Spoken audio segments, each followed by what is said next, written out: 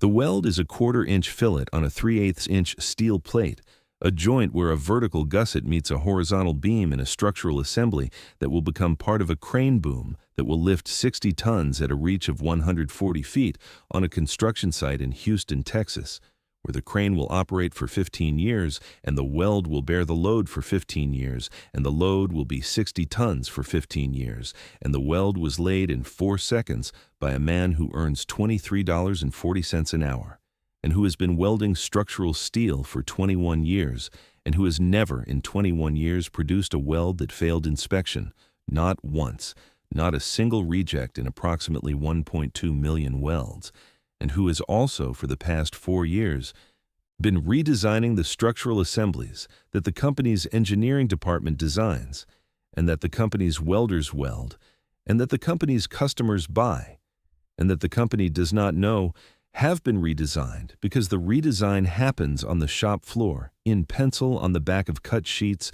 during lunch breaks and after shifts, and on weekends when the factory is dark, and the welder is alone with the steel and the pencil and the knowledge that the blueprints are wrong. Not wrong in the way that produces failure, wrong in the way that produces waste, excess material, unnecessary joints, redundant gussets, over-engineered connections that add weight and cost and welding time that the customer pays for and that the structure does not need. The blueprints are designed by engineers who understand steel theoretically. The tensile strength, the yield point, the moment of inertia, the calculations that predict how steel will behave under load. The welder understands steel physically, the way it moves when you heat it, the way it warps when the weld pool cools, the way a 1/4-inch fillet on a 3/8 plate distributes stress differently than the textbook says because the textbook assumes a perfect weld, and a perfect weld does not exist. And the imperfection is not a defect. The imperfection is the reality of steel joined by heat, and the reality requires a different kind of engineering, the kind that lives in the hands of a man who has heated and joined and cooled 1.2 million times. The welder's name is Ezra Voss. He is 46 years old. He has worked at Ridgeline Steel Fabrication for 21 years. He holds AWSD 1.1 structural steel certification, AWSD 1.5 bridge welding certification, and a 6GR restricted access pipe certification that fewer than 3% of welders in the country carry. He can weld carbon steel, stainless, aluminum, chromoly, and Inconel. He can weld in all positions, flat, horizontal, vertical, overhead. And he can weld overhead in a confined space with a mirror, which is a skill that approximately 200 welders in the United States possess, and that Ezra taught himself because a job required it 12 years ago, and the job was a submarine repair contract, and the contract required overhead mirror welding in a compartment that was 22 inches wide, and Ezra learned the skill in 3 days because the contract deadline was 3 days, and the deadline was the teacher. Ridgeline Steel Fabrication is a structural steel fabrication company headquartered in Birmingham, Alabama. The company fabricates structural steel assemblies, crane booms, bridge components, industrial platforms, heavy equipment frames, for construction and infrastructure projects across the southeastern United States.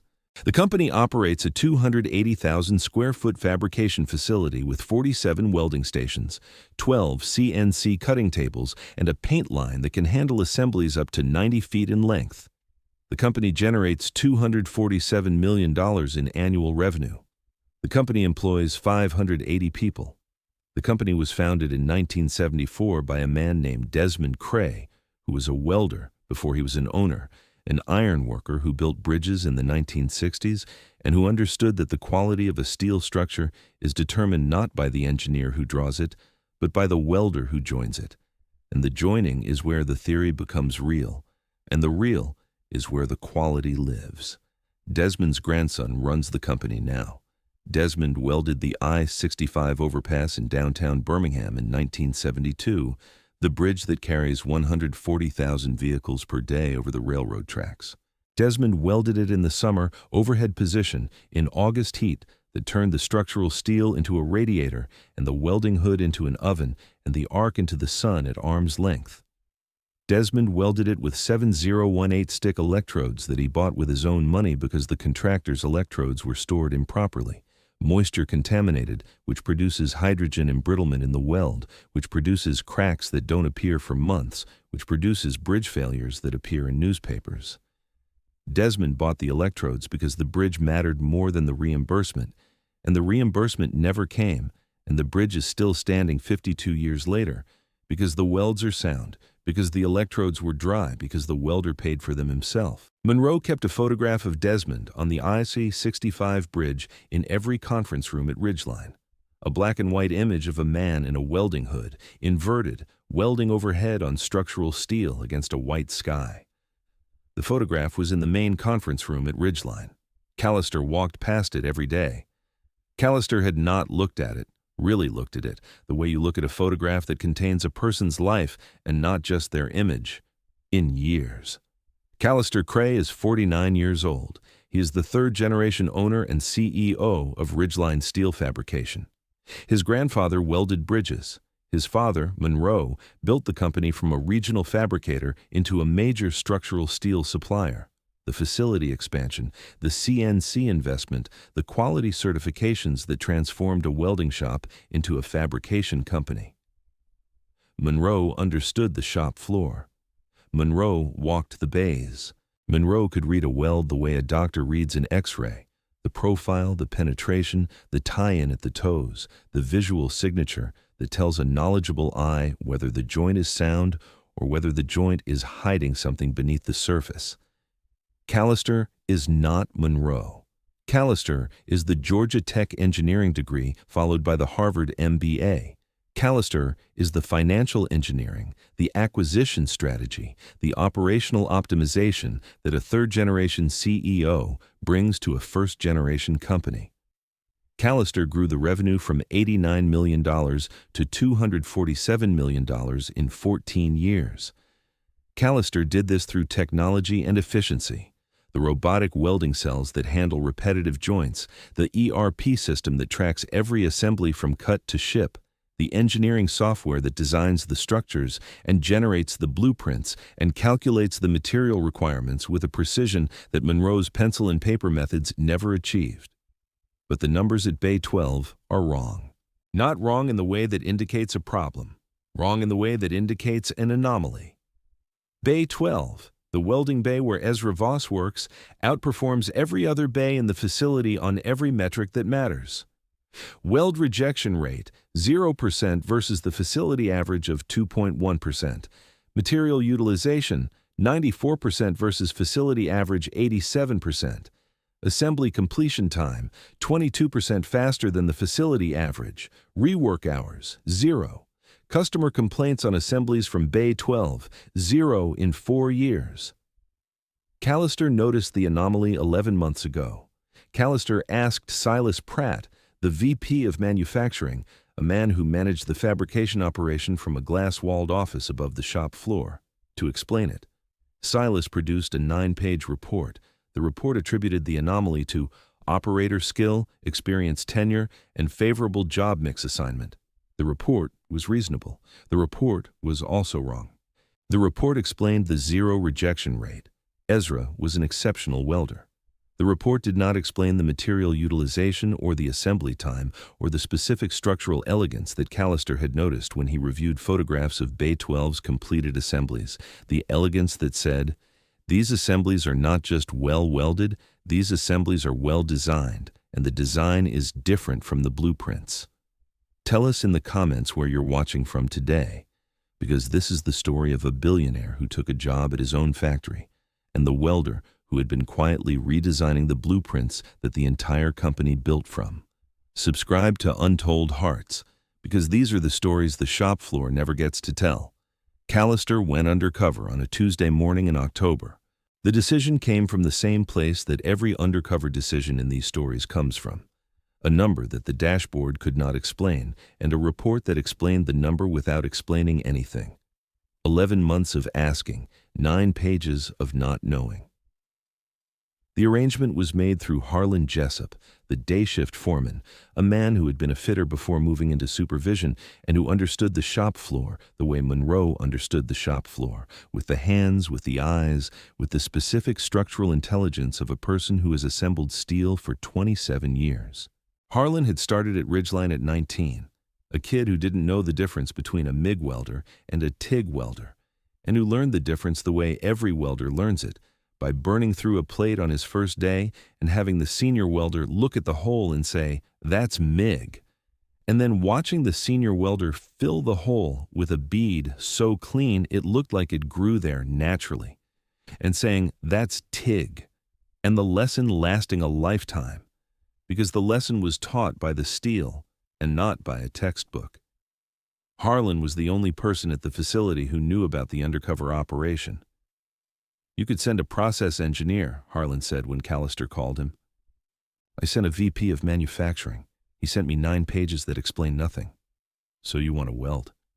"I want to work the floor. I want to see what Bay 12 sees." Harlan was quiet for a moment. "Your grandfather could weld. Your father could read a weld. Can you do either?" "I welded in college. Lab coursework. Georgia Tech." "Lab coursework," Harlan almost laughed. "Lab coursework is welding the way a swimming pool is the ocean, but we'll make it work. I'll put you on fitting, assembly prep, grinding, material handling. You don't need to weld, you need to watch. And watching is the hardest skill in this shop because watching means being still in a place that moves." The badge said, Cal Jessup, fitter helper, day shift, Harlan's last name, not Callister's.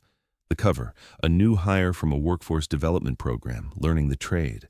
Day shift at Ridgeline ran from 6 a.m. to 4:30 p.m., the 10.5-hour shift, the shift that fabricated the structural assemblies that the engineering department designed and that the estimating department priced and that the sales team sold and that the customer expected to arrive on schedule and under budget and built to specification. The specification was the blueprint. The blueprint was the law. The blueprint was also, in Bay 12, a suggestion. Callister arrived at 5:45 a.m. The employee entrance was on the north side of the building, a rolling steel door next to the tool crib that opened into a corridor of welding bays, stretching the length of the facility, 280,000 square feet of concrete and steel, and the particular sharp, sweet smell of welding, the ozone from the arc, the flux from the wire, the hot metal scent that Callister had not smelled since a lab at Georgia Tech 26 years ago, and that reached him now with the force of a physical memory, the smell of his grandfather's shop, the smell of steel being joined, the smell of making. Harlan met him at the door. Harlan was 53, barrel-chested, with a welding cap pushed back on his head and safety glasses hanging from a lanyard around his neck, and the specific posture of a man who had spent 30 years on concrete floors, the slight forward lean, the planted feet, the body that has learned to absorb the vibration of overhead cranes and the percussion of chipping hammers and the constant low-frequency hum of a fabrication facility operating at capacity. "New boots," Harlan said, looking at Callister's steel toes. "First day. The shop will fix that. Come on. Bay 12 is at the east end." The walk through Ridgeline at 6 a.m. was the walk through a machine preparing to produce. The CNC plasma tables were calibrating, the cutting heads moving to their home positions, the exhaust fans spinning up to clear the smoke that 12 hours of cutting would generate. The overhead cranes were warming, the electric motors humming as the operators tested the hoists, the chains rattling in the bays below. The welding machines were powering on, the Lincoln Electric inverters clicking to standby, the wire feeders loading spools of ER70S6 mild steel wire, the gas bottles opening to release the argon CO2 shielding gas mix that would protect the weld pools from atmospheric contamination. The facility was 280,000 square feet of choreography. Every station, every machine, every person moving toward the 6:15 start time when the first arc would strike, and the first weld would begin, and the facility would produce for 10.5 hours the structural steel assemblies that held up cranes and bridges and buildings in the built world.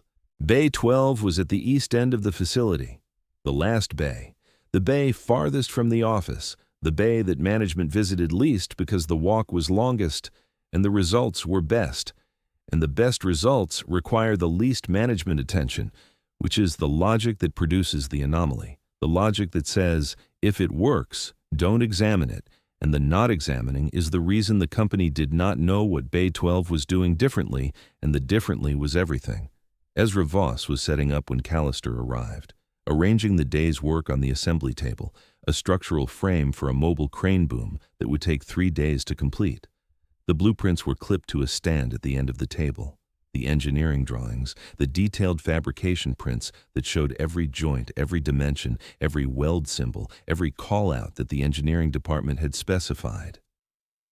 Next to the engineering prints on the assembly table was a second set of drawings, hand-drawn, pencil on graph paper.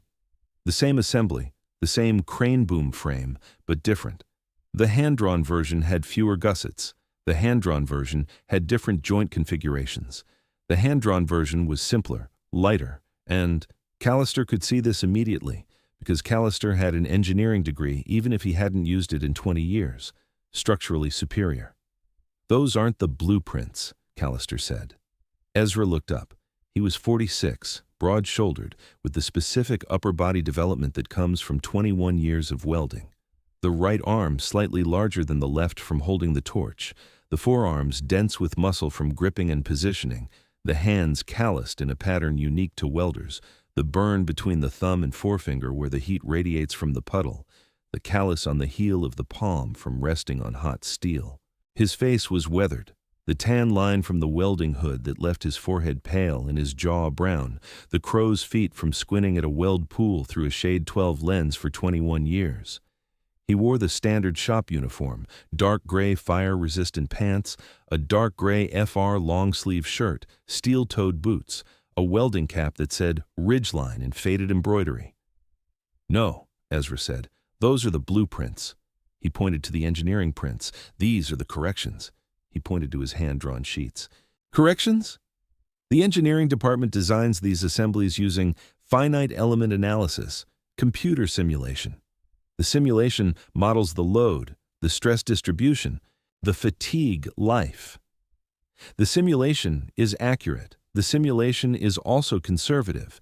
The simulation adds safety factors on top of safety factors, because the simulation is designed by engineers who are liable for the design. And the liability produces conservatism, and the conservatism produces excess gussets, excess material, excess welds. The excess costs the customer money and costs the welder time and adds weight to the assembly that the crane doesn't need and that the crane operator has to compensate for, and that reduces the crane's effective capacity by approximately 8% because the boom is carrying its own unnecessary weight. You redesign the assemblies. I optimize them. I don't change the load path. The load still flows through the same primary members. I change the connections. I change the gusset geometry. I change the weld joint configuration from what the blueprint specifies to what the steel actually needs. The blueprint specifies a full penetration groove. "Weld on this joint," he pointed to a connection on the engineering print.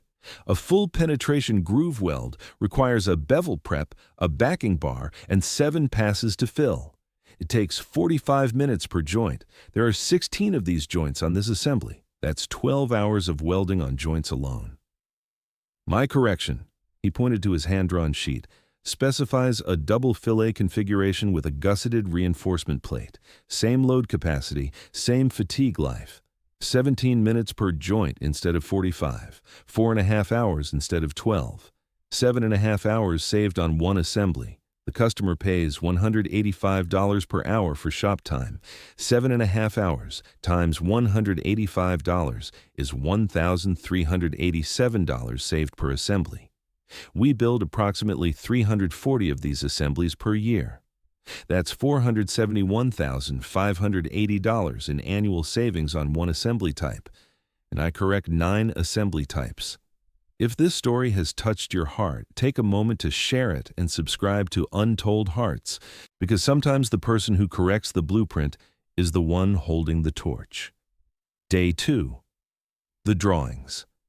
Ezra showed Callister the drawings at lunch, the 30-minute break at 11:30, the compressed margin where the conversation happens. They sat on overturned buckets in Bay 12, the assembly table between them covered in pencil drawings and engineering prints and the specific visual language of structural steel, the weld symbols and dimension lines and section views that Callister had learned at Georgia Tech and that Ezra had learned on the shop floor, the same language from different grammars. I started 4 years ago, Ezra said. The trigger was a bridge girder, a plate girder for an overpass in Chattanooga. The engineering spec called for a stiffener spacing of 12 inches. 12-inch spacing means the welder lays a fillet weld every 12 inches for the entire length of the girder, 84 feet. That's 84 stiffener welds. Each one takes 9 minutes. That's 12.5 hours of stiffener welding on one girder. He pulled a drawing from beneath the stack, a pencil sketch on graph paper, the lines precise, the dimensions clear, the engineering notation correct. I calculated the shear flow. The actual shear stress in the web at midspan, where the loading is lowest, requires stiffener spacing of 22 inches, not 12. The spec uses 12 inches uniformly because uniform spacing is easier to draw and easier to calculate and easier to inspect. But uniform spacing means you're welding 42 unnecessary stiffeners on every girder. 42 stiffeners times 9 minutes is 6.5 hours of welding that the structure does not need. I spaced my stiffeners at 12 inches at the supports, where the shear is highest, and graduated to 22 inches at midspan. Same structural capacity, 42 fewer welds, 6.5 hours saved per girder. You calculated the shear flow. I calculated the shear flow. I taught myself structural analysis, textbooks from the library, online courses from MIT OpenCourseWare, a used copy of Blodgett's Design of Welded Structures that I bought for $22 at a used bookstore in Huntsville. Blodgett is the Bible. Blodgett was a welder who became an engineer. Blodgett understood that the design and the fabrication are not separate disciplines. They are the same discipline viewed from different ends of the torch. The engineer views the steel from the drawing. The welder views the steel from the arc. The best design comes from a person who can see both views simultaneously. I taught myself to see both views because the single view, the welder's view, was not enough. The welder's view told me the blueprint was wrong. The engineer's view told me why it was wrong and how to fix it. Does anyone know about this? Ezra folded the drawing. He folded it the way every person in these stories folds the artifact, carefully, with the protective pressure of a thing that is valuable and vulnerable. The welders in the adjacent bays know. They see my drawings. Some of them have asked me to optimize their assemblies. I've done it for Bay 10 and Bay 14, informally, during breaks and after shifts. The shop floor knows. The engineering department does not know. Silas Pratt does not know. Corporate does not know. Why haven't you told anyone? I told someone once, 3 years ago. I brought my drawings to the engineering department. I showed them to a staff engineer, a young guy, PE license, master's degree. I showed him the stiffener spacing optimization. I showed him the math. He looked at my drawings and he said, "These are hand-drawn." I said, "Yes." He said, "We use SolidWorks and STAAD Pro. We don't work from hand drawings." I said, "The math is the same regardless of whether it's drawn by hand or by computer." He said, "The math may be right, but the process isn't compliant. You're not a licensed engineer. You can't stamp drawings. We can't use unstamped drawings." I said, "I'm not asking you to use my drawings. I'm asking you to check my math." He said he'd look into it. That was 3 years ago. He never looked into it. I went back to my bay. I went back to my corrections. I've been correcting the blueprints for 4 years because the engineering department won't check the math of a welder who doesn't have a PE license and who draws in pencil on graph paper instead of in SolidWorks on a workstation. If you're enjoying this story, hit that like button right now. It takes 1 second, costs nothing, and helps Untold Hearts reach more people who need to hear it. Back to the story. Day 3. The family. At 11:30, the lunch break, the overturned buckets, the bay that was quiet while the rest of the facility hummed. Ezra ate a sandwich from a cooler that had been in his truck since 5:30 a.m.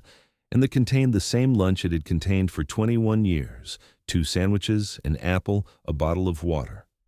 The cooler was the routine.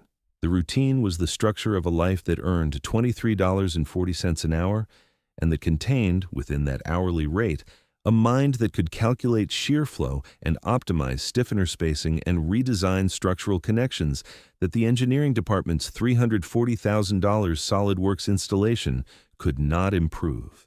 My wife, Corinne. She manages a veterinary clinic in Trussville, front office, scheduling, billing, insurance.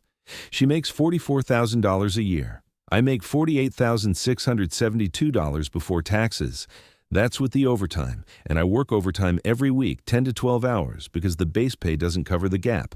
Combined, $92,672. After taxes and benefits, about $68,000 take home. Mortgage on a 3-bedroom in Clay, $1,420 a month. 2 kids. My son Beckett is 16. My daughter Willa is 13. Car payments, $540 combined. Insurance, food, utilities, gas, school expenses, another $2,100. The math leaves about $340 a month. That's tight. That's before the textbooks. The structural analysis textbooks, Blodgett, McCormick, Segway, the AISC Steel Construction Manual. I've bought 19 textbooks over 4 years. Average cost, $65. That's $1,235 in textbooks. The MIT OpenCourseWare is free. The lectures, the problem sets, the exams. But the practice problems require engineering paper and pencils and a calculator that can handle matrix operations. A TI-89 that I bought used for $45. The education costs approximately $380 per year. Out of the $340 monthly surplus, the education consumes 11 months of surplus. The 12th month is Christmas. He ate the apple. The apple was the lunch that made the math work. 2 sandwiches and an apple is $2.80 per day, which is $728 per year, which is $1,200 less than what the company cafeteria would cost. And the $1,200 is 3 textbooks and a semester of self-education in structural engineering. Beckett wants to be an engineer, structural engineering. He sees my drawings. He's been watching me draw since he was 12, sitting at the kitchen table after dinner, the graph paper spread out, the Blodgett open, the calculator running. He asks questions. Good questions. The kind of questions that tell a father that the son has the mind for it, that the son sees the steel the way the father sees the steel. Not as material, but as a system of forces and resistances, and the elegant geometry that holds the built world together. Auburn University, the engineering program. Tuition, room, board, $32,000 per year. The $340 monthly surplus, saved perfectly for 12 months, is $4,080. The gap between $4,080 and $32,000 is $27,920. The gap is the distance between a welder's wage and an engineer's education. The gap is the same distance as the gap between the blueprint and the correction, visible, measurable, and closed by no one. Corinne says I should go to corporate. Corinne says the drawings are worth something. Corinne is right. But worth something and heard by someone are 2 different distances. The drawings are worth $3.8 million a year in material and labor savings across the 9 assembly types I've optimized. The drawings are heard by no one because the drawings are in pencil and the engineer draws in SolidWorks, and the distance between pencil and SolidWorks is the distance between a welder and an engineer, and the distance is a PE license and a master's degree and a $340,000 software installation. And the distance says, your math is correct, but your credentials are not. If Untold Hearts has become part of your week, consider joining the channel membership. A few dollars a month keeps these stories coming. Links are in the description. Now, back to the story. Day 4, the others. Callister spent the 4th day working the bays, moving between stations, carrying material, grinding prep joints, watching the welders work and the welders talk, and the welders demonstrate the specific intelligence that 20 years on the shop floor produces. A welder named Hollis, a 26-year veteran in Bay 10 who welded stainless steel process piping for chemical plants and who had hands that were so steady he could hold a coffee cup on the back of his welding hand while laying a root pass, told Callister about Ezra's drawings while they waited for a crane pick. Ezra's been fixing blueprints since before anyone noticed. Before the formal drawings, the graph paper ones, he was doing it in his head, moving a gusset 2 inches because the access angle was wrong and the weld couldn't be made without grinding the adjacent member, changing a weld sequence because the engineering spec had the sequence backward, and the backward sequence would cause distortion that the inspection wouldn't catch until fit-up, and the fit-up rework would cost 4 hours. Small corrections, physical corrections, the kind of corrections that a welder makes because the welder is the one holding the torch, and the torch cannot reach where the blueprint says it should reach because the blueprint was drawn on a screen, and the screen has no physical constraints, and the torch does. 4 years ago, Ezra started doing the math, the real math, load calculations, stress analysis, connection design. He went from correcting for access to correcting for engineering. That's the leap. That's the difference between a good welder and whatever Ezra is. A welder who is also an engineer, or an engineer who happens to weld, or something that the company doesn't have a title for because the company separates the two and Ezra doesn't. A fitter named Jolene, a woman who had been fitting structural assemblies for 14 years and who could read a blueprint the way Ezra read steel, with the immediate comprehension that comes from having assembled 1,000 structures and having learned from each one what the blueprint gets right and what the blueprint gets wrong, sat down next to them. "Let me tell you about the kerf problem," Jolene said. "The kerf problem is the thing that engineers don't know about because the kerf problem doesn't exist on a screen. The kerf is the width of the cut. When the plasma table cuts a steel plate, the arc removes material. The width of the removed material is the kerf.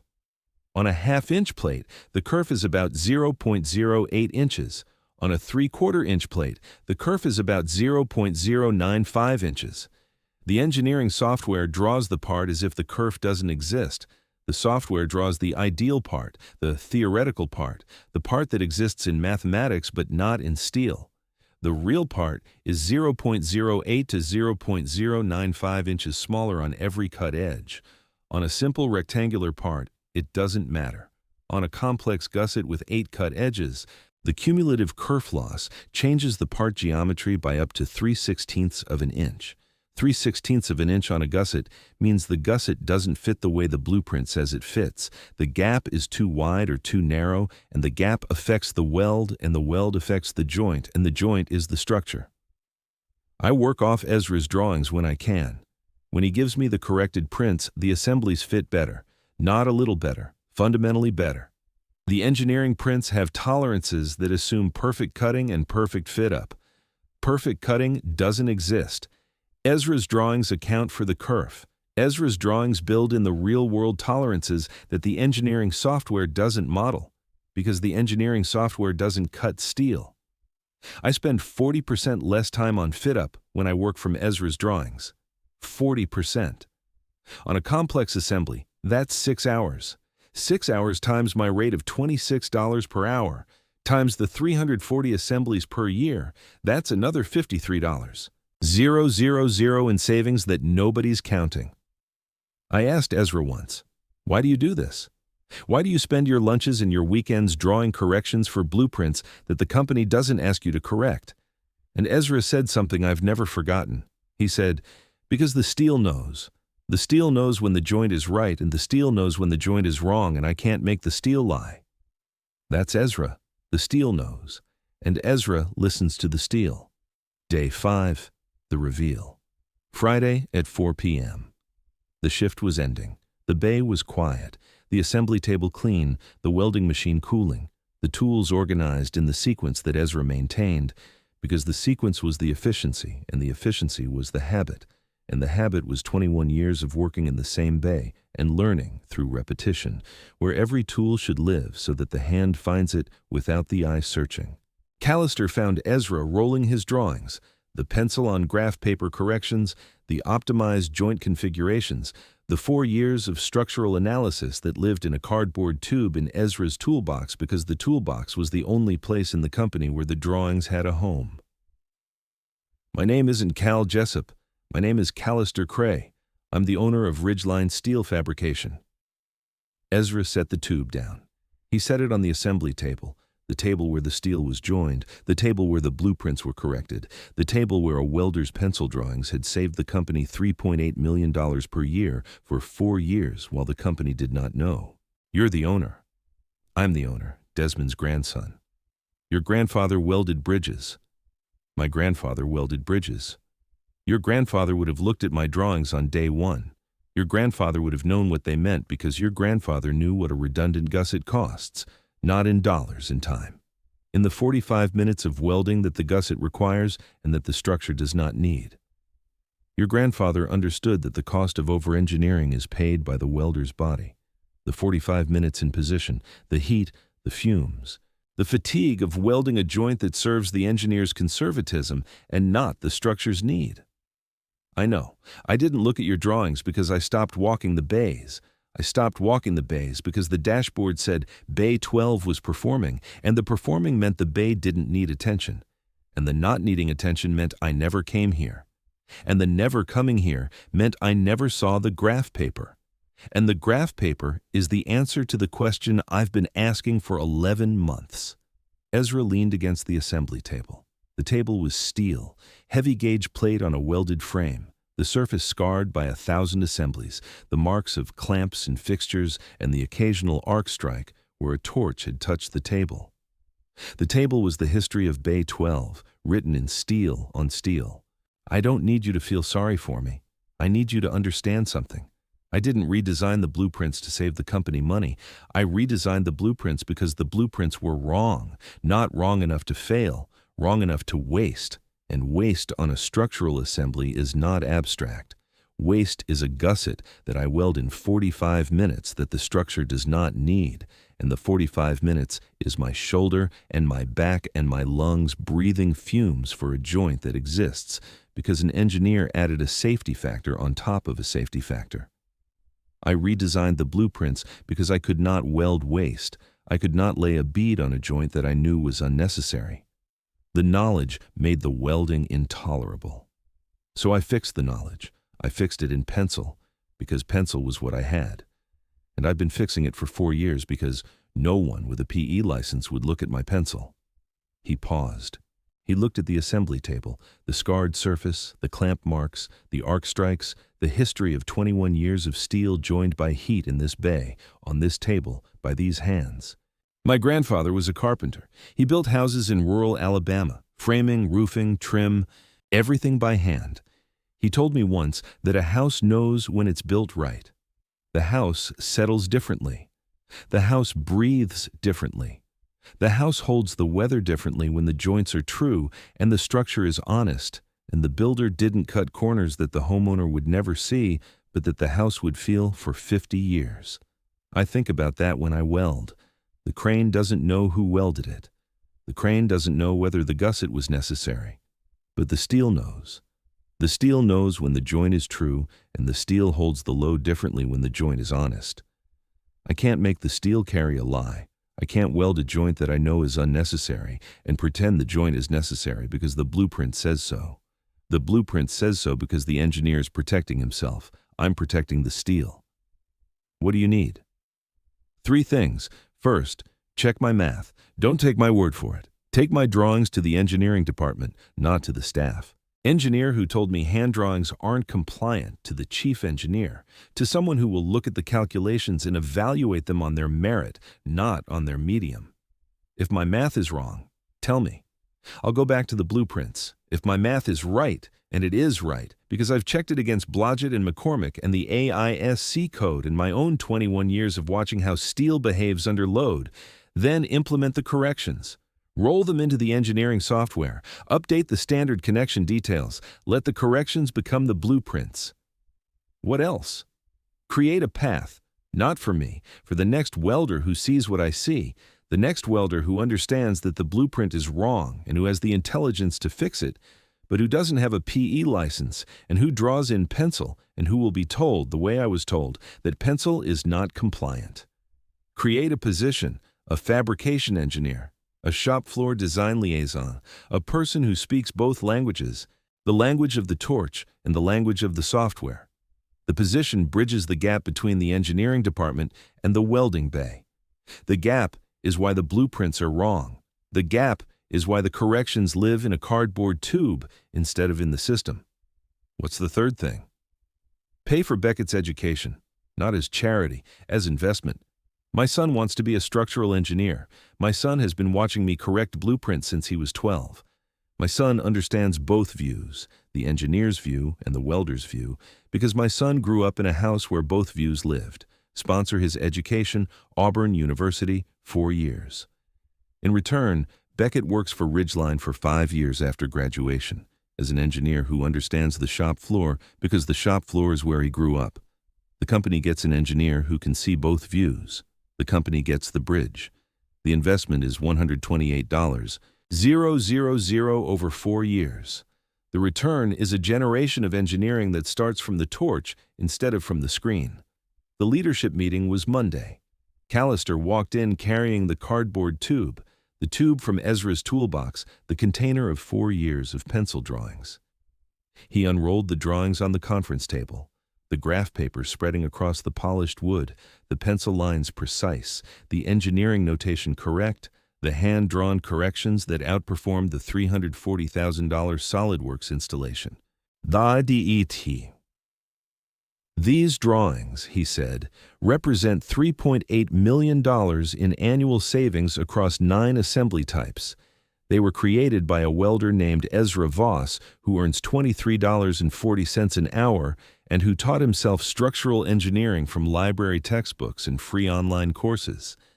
3 years ago, Ezra brought these drawings to the engineering department. The engineering department told him that hand drawings are not compliant and that welders cannot stamp designs. The engineering department was technically correct. The engineering department was also wrong, because the math on these drawings is right, and the math on our blueprints is conservative to the point of waste, and the waste costs our customers $3.8 million a year, and the waste is welded by Ezra's body every day. He pointed to the comparison.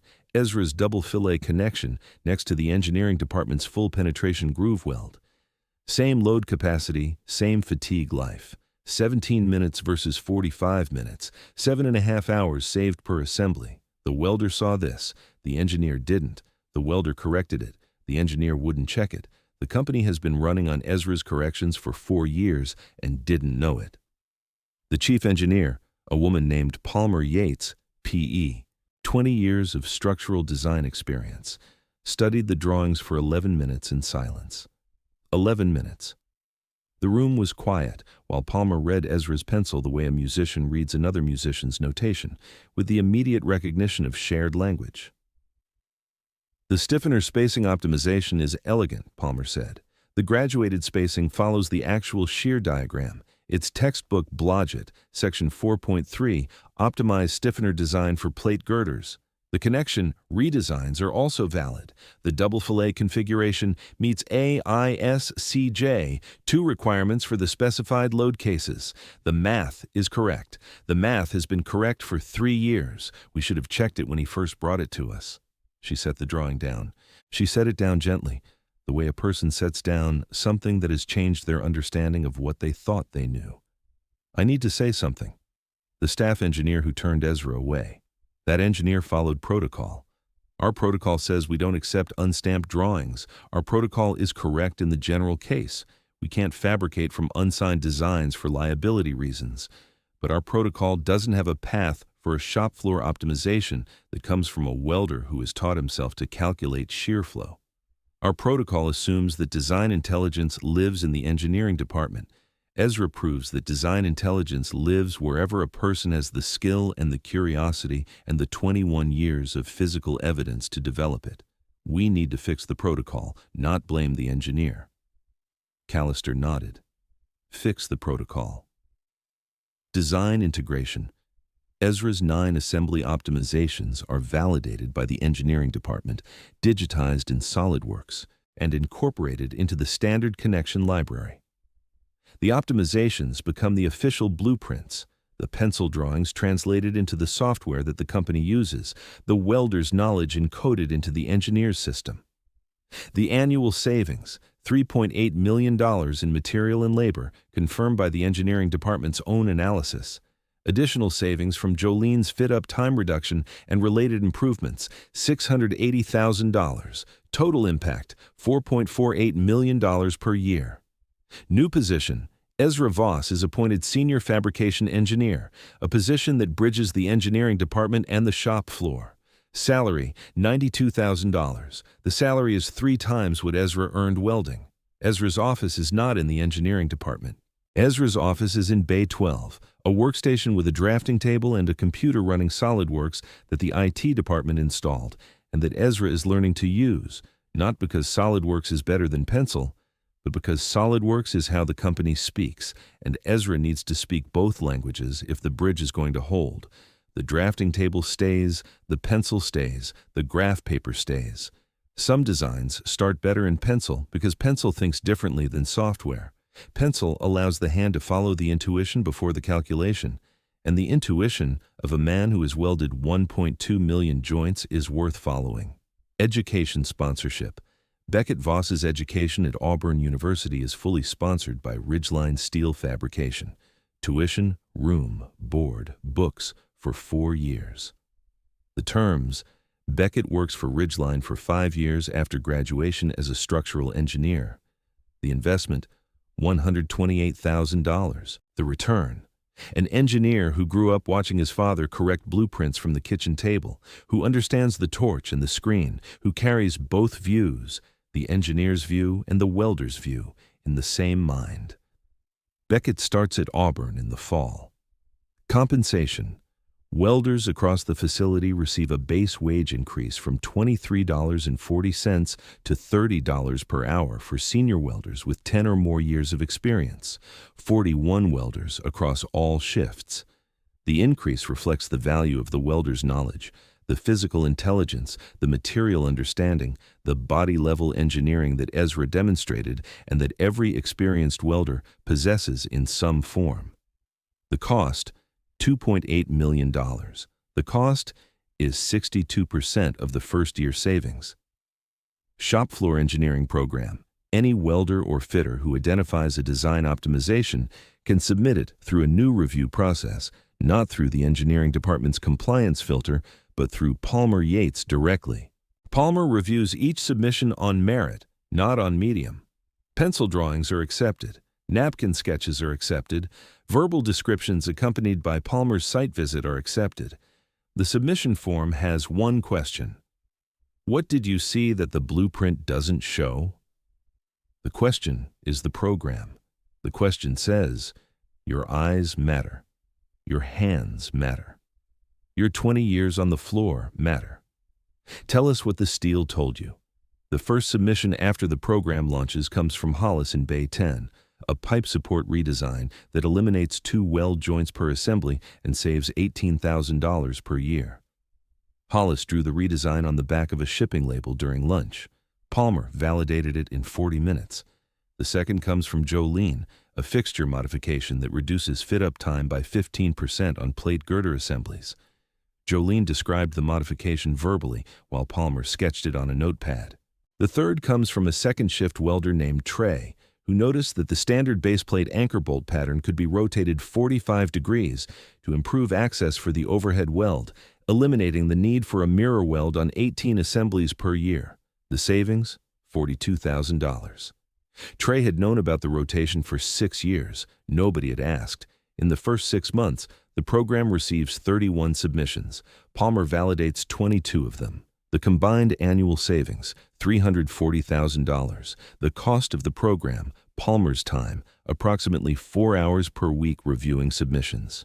The ratio of savings to cost is not calculable because Palmer's time is already budgeted and the submissions arrive during lunch breaks, and the knowledge was already on the floor waiting to be asked. 6 months later. The standard connection library contains 23 Ezra-originated optimizations, 9 from his original 4 years of work, 14 new ones developed since his appointment. The engineering department has adopted graduated stiffener spacing as the default design approach for all plate girder work.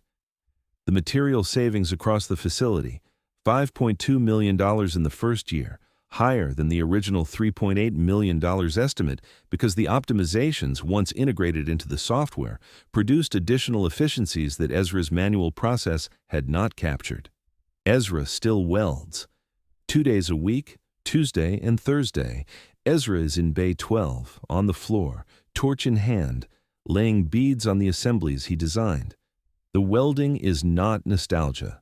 The welding is necessity, the necessity of a fabrication engineer who must feel the steel to understand the steel, who must weld the joint to know whether the joint works, who must stand in the position and breathe the fumes and absorb the heat to know whether the design he drew is a design. A welder can execute for 10.5 hours without the design becoming a punishment. Beckett visits the shop on school breaks.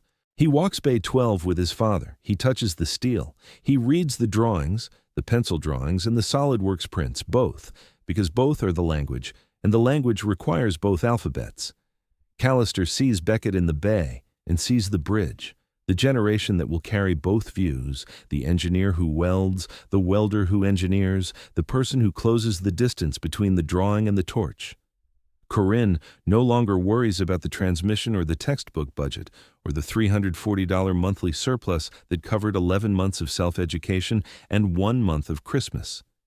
The salary change from $48,672 to $92,000 did not change who Ezra is. Ezra still packs the same lunch, 2 sandwiches, an apple, a bottle of water. The cooler is the routine, and the routine is the structure, and the structure is Ezra. But the structure now includes Beckett's tuition paid, and Willa's braces funded, and the truck's transmission replaced, and the Blodgett on the kitchen table opened not out of necessity, but out of love. The love of a man who reads structural engineering the way other people read novels, for the pleasure of understanding how the built world holds together. Ezra bought Corinne a book for their anniversary, Design of Welded Structures by Omer Blodgett, first edition, 1966, found in a rare bookshop in Atlanta for $180. He inscribed it, "For Corinne, who held the structure together while I learned to draw it." The book sits on the shelf next to the family photographs. The book is the love letter of an engineer who welds. The cardboard tube is in Ezra's office, Bay 12, next to the SolidWorks workstation. The tube contains the original drawings, the pencil-on graph paper corrections that started the optimization that saved the company $5.2 million. The tube is closed. The drawings are in the system now, digitized, official, stamped by Palmer Yates P.E. But the tube stays in the office the way every artifact in these stories stays, as the evidence, as the proof, as the physical fact that the best engineering in the company was drawn in pencil by a welder who taught himself from library books because the engineering department wouldn't check the math, and the math was right, and the rightness lived in a cardboard tube for 4 years. And the 4 years is the cost of not listening to the shop floor. Callister visits Bay 12 on Thursdays, the day Ezra welds. He watches. He does not weld. Callister's welding is lab coursework, pool, and ocean, and the ocean is Ezra's territory. But Callister watches, because watching is how a CEO learns what a dashboard cannot show, which is, the quality of a structure is determined not by the engineer who draws it, but by the welder who joins it. And the joining is where the theory becomes real, and the real is where the company lives. Desmond's welding hood is in a glass case in the lobby of the corporate office. Next to the hood in the same case is one of Ezra's original pencil drawings, the stiffener spacing optimization, the graduated spacing that follows the actual shear diagram, the drawing that a staff engineer would not look at because the drawing was in pencil. The case has a plaque. The plaque reads, "The first ridgeline welder, Desmond Cray, 1974. The welder who redesigned the blueprints, Ezra Voss, Bay 12, 2022. The steel knows what the software doesn't." Thank you for watching this story. If it reminded you that the person holding the torch might know more about steel than the person who drew the blueprint, share it. Subscribe to Untold Hearts for more stories about the people whose hands hold the knowledge that the blueprints miss. Tell us in the comments, have you ever known the answer to a problem at work but couldn't get anyone to listen?